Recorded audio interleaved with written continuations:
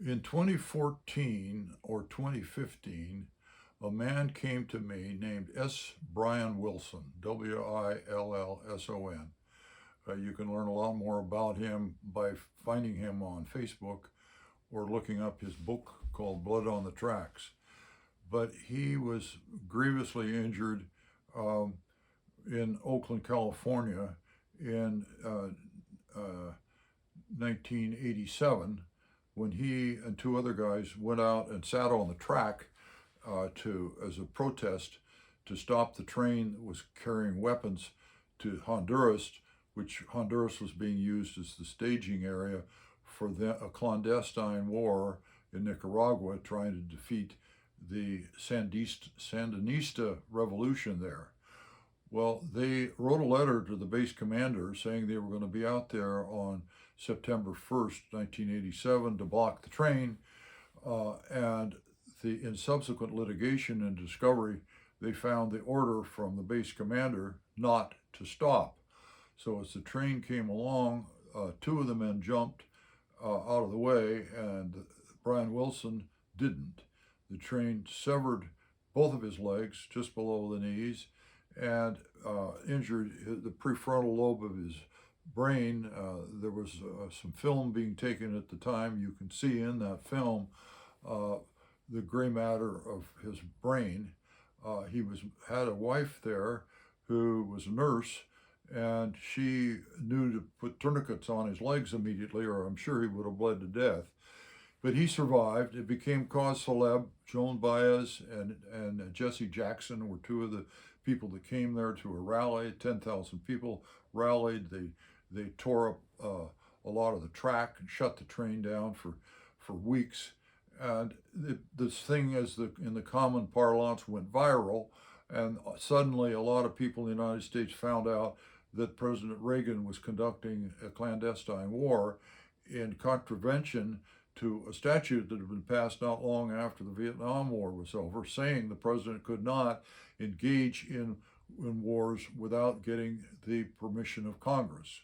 Of course, that's been overrun since, but that was the law at the time, and that triggered an ending of that war, which was called the Contra War.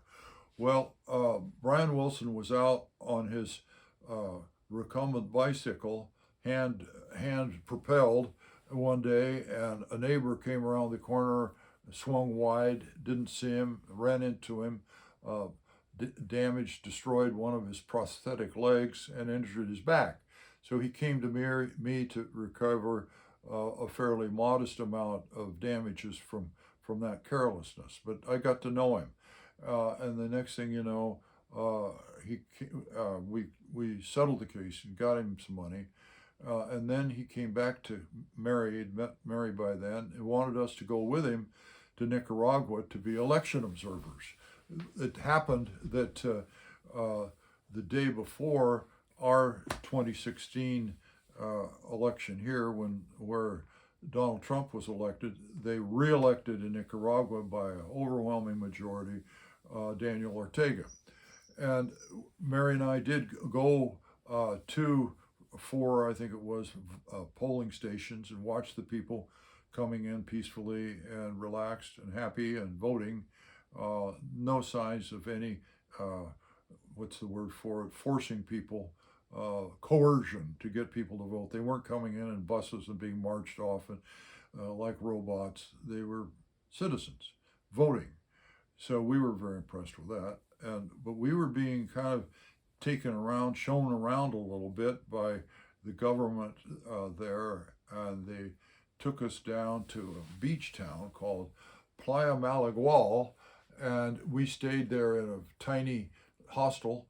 And when we woke up in the morning, we'd been out at the beach the day before, and with Brian Wilson and so forth. And Mary woke up in the morning. She says, "I don't want to leave here. I want to stay at least another night." So we did. I stayed another night or two with our host's permission. Then when we got back up to the United States and reflecting on the fact that Donald Trump had gotten elected president and things were going to get rocky, we decided to go back. And in 2017, we found a house there. And bought it for $45,000, and 3-bedroom house, only about 10 years old, concrete block, in good condition. And we fell in love with the people there. Are so relaxed and friendly and kind, and they feel pretty secure. Everybody has medical care. If you have a severe chronic illness like diabetes, you have to pay maybe another $250 a year for supplemental insurance. Everybody gets free public school education. The government is constantly at work repairing and building roads. You fall in the potholes around here and you think about, my goodness, the roads are better in Nicaragua than they are in Portland. So we kind of fell in love with the place. We did have to replace the roof. It was made from clay tile that break down after a few years. So we put a new metal roof on it for $2,000. But we love it there. And we've learned a lot about it. Has Daniel Ortega overstayed his welcome? Yes. I think pretty much everybody agrees that it's time for a change. Just like right now, so many people wish we had a younger candidate for president here.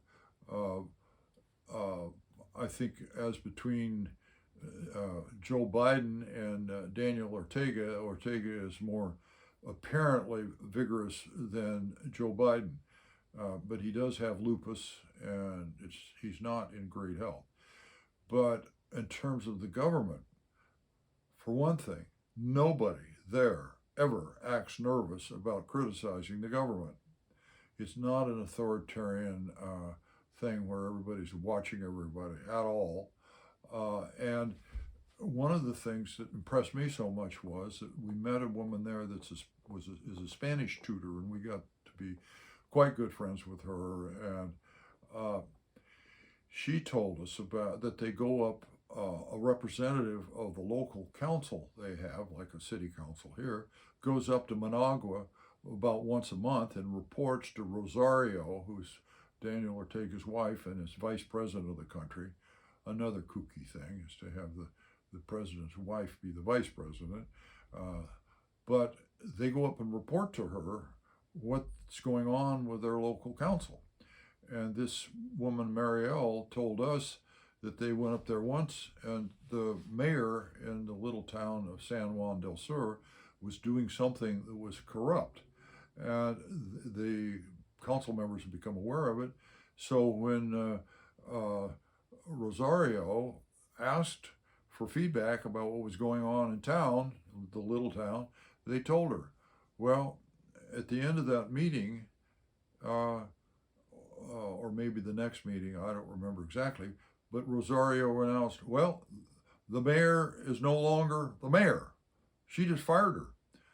And, I'm all for elections and democratic procedures, but she sure nipped that corruption in the bud, and she did it based on grassroots feedback from the people in the town.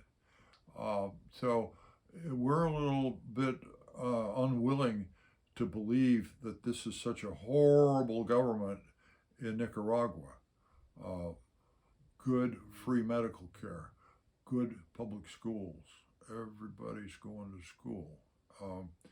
Everybody that we've ever encountered has plenty to eat, wonderful fruit and vegetables in open air markets.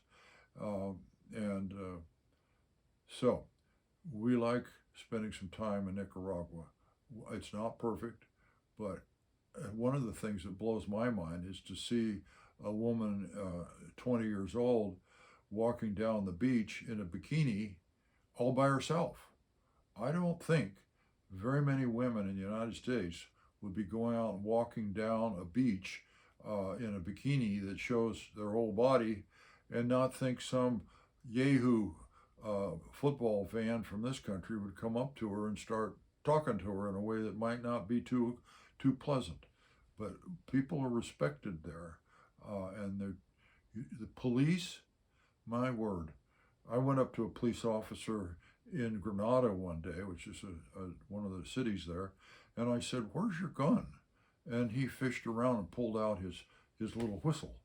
Now, there was another officer standing not too far away, in fairness, who did have a gun. But the police presence is just nothing compared to the United States, or for that matter, Mexico, where police officers run around in the back of pickups with AK-47s. You don't see that in Nicaragua. The police presence is minimal. People are comfortable there. It's peaceful there. So, our house in Nicaragua.